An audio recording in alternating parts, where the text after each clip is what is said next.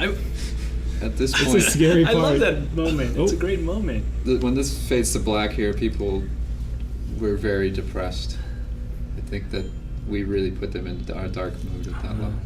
Oh, and that flower. I know a lot of people were commenting, oh, I want that flower to totally be happy. It's not.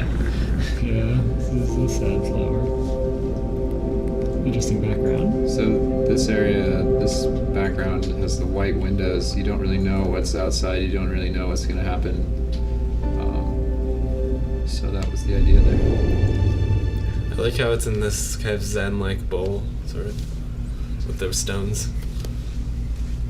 I don't know what that means, but it seems cool to me. This the previous level is the only level where you don't end up in a landing zone. Right, Kinda actually cut you off. begin the next level by landing. Here you're seeing these kind of metal flower.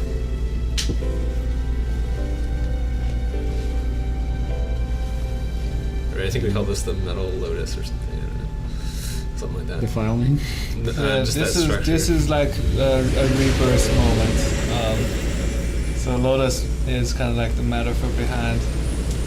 This is also a level where, you know, in the previous level you built up with so much pressure and, you know, anxiety towards these debris, and we wanted the player to let it out and really kind of bring life, color, and wind, and, you know, all the things you've done in the past in one place.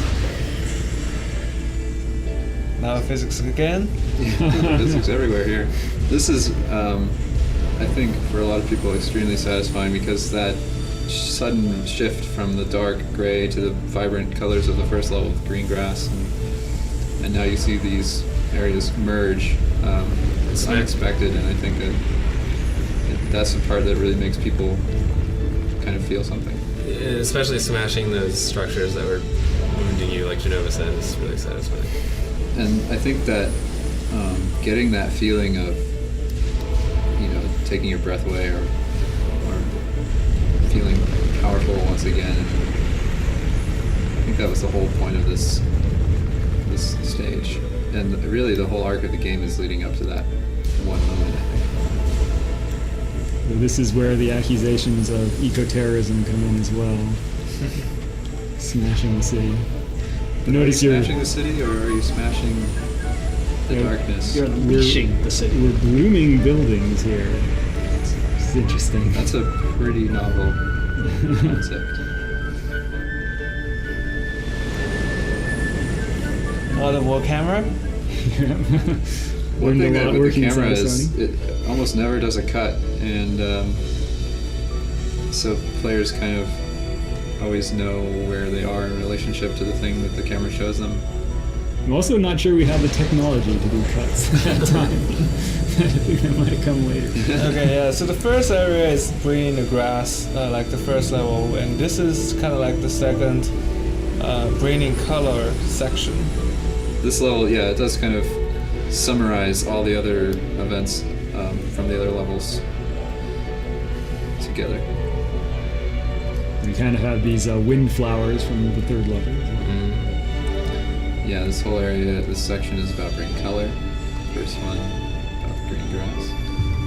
Yeah, I remember this one I was inspired watching a Bravia commercial where they actually exploded paint on a building. I remember that. Yeah. Here we have something in your future looming. What about the other towers? Ketchup and mustard.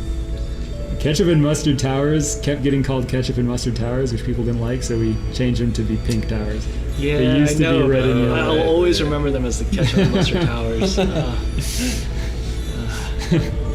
This freeway is kind of like the canyon from the this is the where you canyon go section. quickly with the wind. I really like those signposts blooming on the sides as you come by. It's very animated. It's very cool. These things are, what are these things? They're just Hit them. Smash them. That's right. That's right. Again. When in doubt, smash them. I like how that even if you are going slowly, they still fly out Oh, yeah, very which one? quickly. Try it out. That's Slow motion. kind of great. That's the power of novel physics. That's right. All right. You might notice that there's the Take formation a of the left flowers turn. are actually in arrow shapes. Oh, but I missed Subtlety. just missed the secret flower though. Oh. Oh, wow. Challenge. Yeah. Yeah, I'm not trophy very for good you. at this game. Yeah, the secret guys. flower is in a parking lot. Do you even know there's a parking lot in this level? Full of grass. That's a pretty cool moment there at the blooming lampposts. Oh dear, this is kind of It's smashing like time. Smashy, smashy. Oh, I missed. We had a lot of frame rate problems in this area for a while.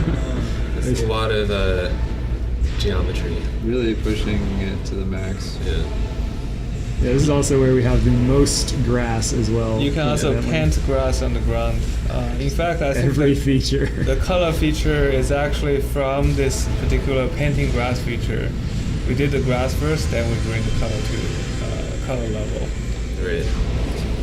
Yeah, this section, it used to be that you could bloom all these buildings and the screen could turn completely white with the amount of glow. Right, we always joked we'd give you a trophy if you could ever have a completely white screen. That's fully realizing glow theory right there. You've ascended, Glowmaster. Glow mix. Hidden trophy. Where are we going here? I always like this part. I'm quite confused. Ooh. These buildings that are kind of just floating in a broken state, but then rewind time to become whole again. It's very satisfying. It's kind of a I like the surrealness of it. It's all. very It's really surreal. cool. This whole section starts to become very dreamlike. Yeah, that's very neat. The petal swarm here is incredibly long now. Yeah, you can actually see your tail making the giant U-turn. Frame rate appears to be mostly holding up. I mean, we had to do a lot of work to get it into shape. That was one of the very last things that we were working on. This level was a big rush, just because there's so much content relative to the other levels, and we did kind of put it off. It was so towards the tightly end. packed too. We had to cram a whole lot into one small area. So you're about to enter the giant tower of doom. It's kind of like the final challenge, final boss. It really represents all of the darkness that you had to go through, and becomes, yes, exactly, the final challenge to unite nature and city. Right. That's really satisfying. I love how that the music actually syncs up there. Yes. That was just pure luck. But it's usually about the right time because it starts the music right as you enter, and it takes about the same amount of time to get there. I forgot just how much smashing there was at the end of Flower. I remember that this tower originally was a straight shot up, and it didn't take enough time, it wasn't satisfying enough, so we actually had to redesign it to go in a huge circle spiral and fit a huge path inside. All right. Now it gets weird.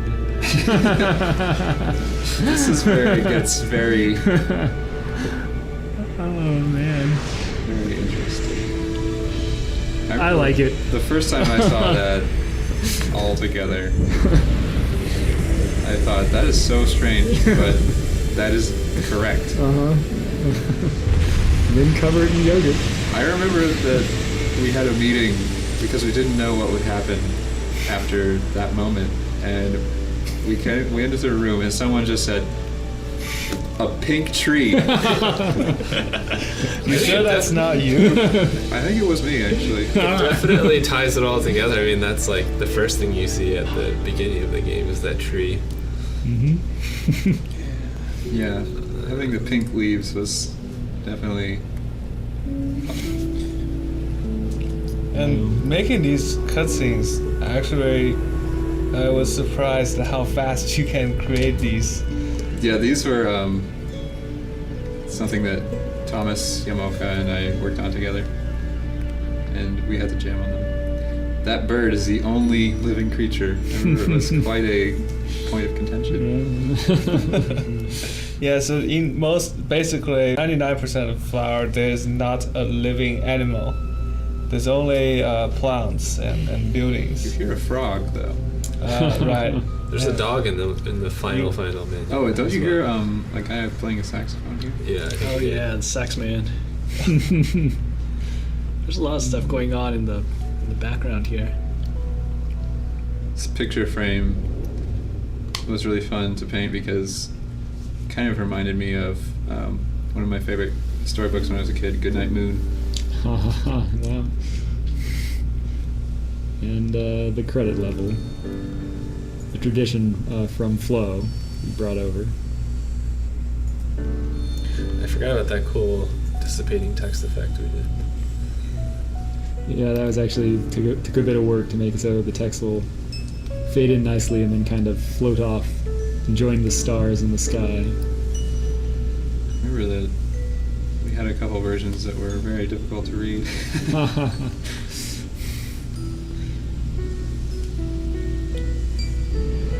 Wow, they keep flying up. Yeah, they're gonna make it eventually, all the way.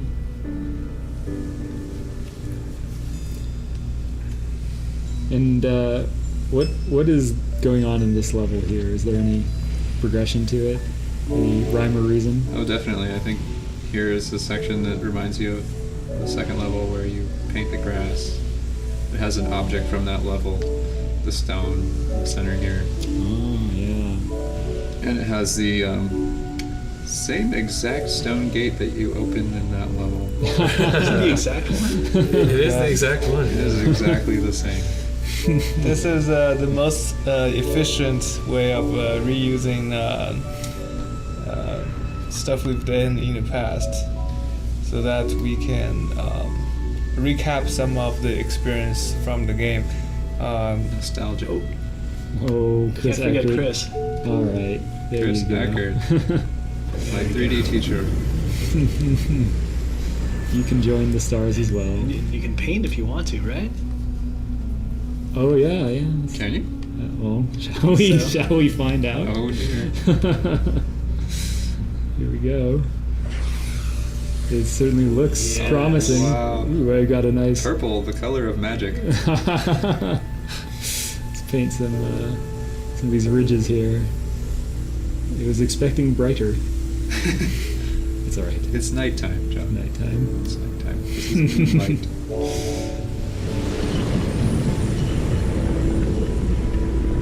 right. Yeah, I do remember the scene from level 2. Windmills. So here's the credit part for Sony Santa Monica, and here are the people we worked directly with. Of course, we always save the one who we worked the most to a special moment. Here comes George. Oh wait, I forgot the exacts. There's Josh. There we go. Yes. There we go. Yeah, big mentor to us in design when we first started at Sony, working with Sony Santa Monica.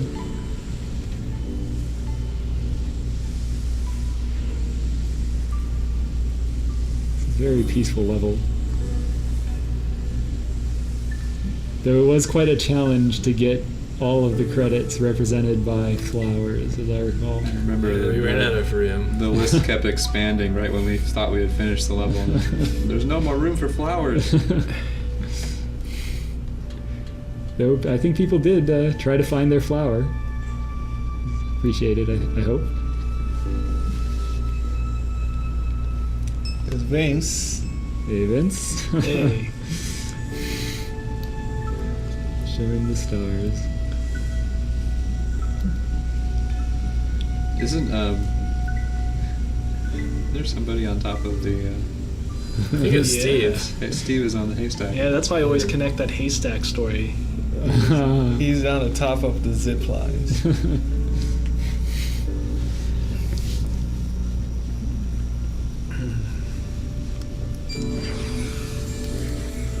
Keith Charlie is an audio programmer we work very closely with. Tools. I didn't know flowers could grow in haystacks.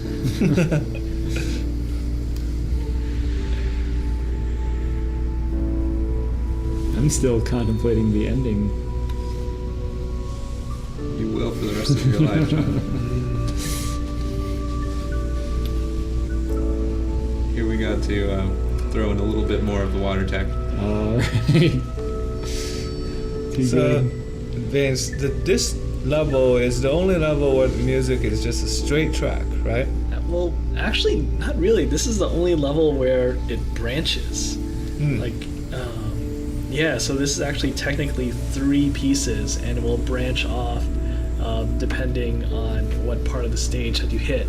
But then there is a final piano track, and that goes on forever. I think it's basically 10 minutes of me just playing around on the piano, and it's like, you know what, I think this sounds right. So I'll just put that at the end. Was it a live recording? No, it was just me and my MIDI keyboard. Can you get zapped by these? I don't think you Can you burn off the credit pedals? That's Oh, wow. nice. They have been nullified. Yeah, we have this idea, which is each flower you touch what turns into stars, but also each flower you touch is a petal. So like the giant swarm you see in the end, rich of petals representing everybody who is directly or indirectly involved with the game, and it's a very impressive amount if you look at the number of people who, you know, publish worldwide studio from Japan, Europe. It's just a lot of people. We were surprised. I really like this last part because we have that glow of the city off in the distance there, so you kind of feel like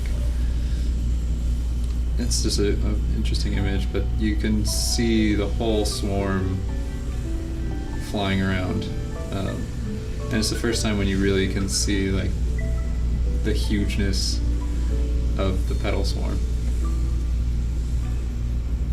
I guess it happens when the camera pulls back. Here it comes. And then this is the moment we realized there are more people, and then we thought we can place the flowers. We reached some limit of how many flowers we can put in each level. So by the way, Giant's still playing, you know, because we were worried that people would be bored just watching the credits. So we have to make the player always playable.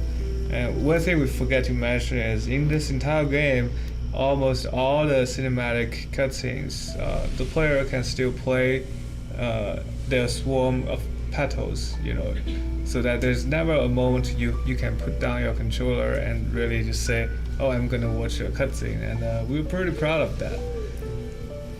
That became sort of a meta game, actually, during the early versions of the game, because I'd be thinking, okay, I just did this cutscene. Let's see if I could trigger the next cutscene by the time this one runs out. Oh, you shit. would always try to chain as many cutscenes as you could.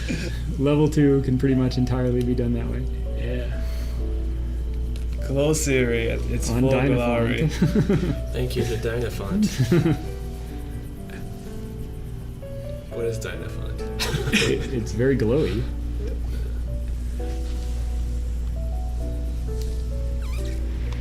Whoa, nice camera. move, Chad.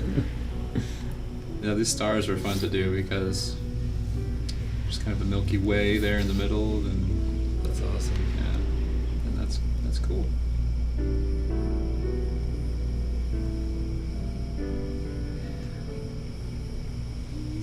Is that it?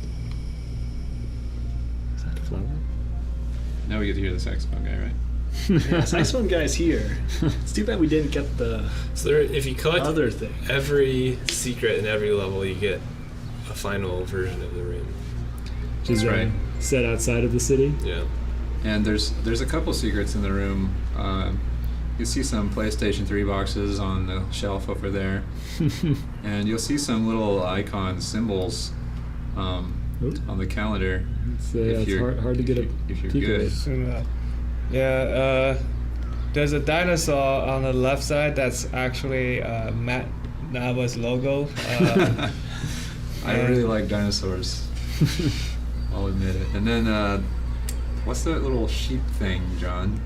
Yeah. It's a Mutton Mayhem. That's a mutton from a student game I did as part of Pistachio Productions. Right. Yeah. On the top right, there's a book, and on the left page on the book is a game called Dieting. That's the game we made before at USC.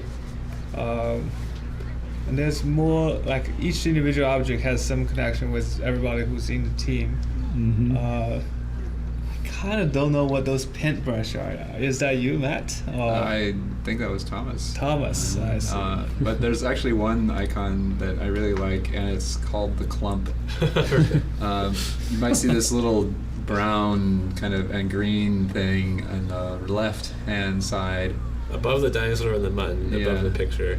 That was one of the icons for our level editor where you could make clumps of objects. We have like an array of objects, but we called them clumps because it's flower themed. Flower themed editor. Our level editor was called Gardener as well. Yeah. So that is actually an image of a clump of dirt. Yeah. That was the icon for the button to make a clump. So as you can see, we have had a lot of the Easter eggs in this game. It's near the end of the project. Everybody put a lot of extra time just to leave a mark here. And if you're listening to the sound, at some point there's gonna be this is actually not the secret. If you unlock all the flower, there will be actually a room in the nature, and you will hear a dog coming in. It's like last minute. Our sound designer Steve would just added a dog in the room, and just kind of like a progression. At the very beginning of the room, it was kind of gritty and dark, and but now in this current room you're looking at, it's filled with life. You can hear people on the street. You can hear music and kids. It's just really a game about bringing nature and life and these positive, I guess, love to the world. Flower was a game created at the time when people were saying how the society was saying like how games are made about violence, and it makes the kids who are playing the games violent. And we were thinking about whether it's possible we can make a game about creating positive things, making the world a better place. And if it is true that video games make people violent because they're playing violent games, we wanted the game to make people feel to do something good for the world. And Flower was a very successful game, and we have received many letters from players who play the game that they told us a lot of personal stories of what the game reminds them. So it's something we are very, very proud of, and thanks for and listen to us talk about the game. And hopefully we had something interesting that you find entertaining here. All right. Bye, guys. Yeah, Yes. thank you. Bye.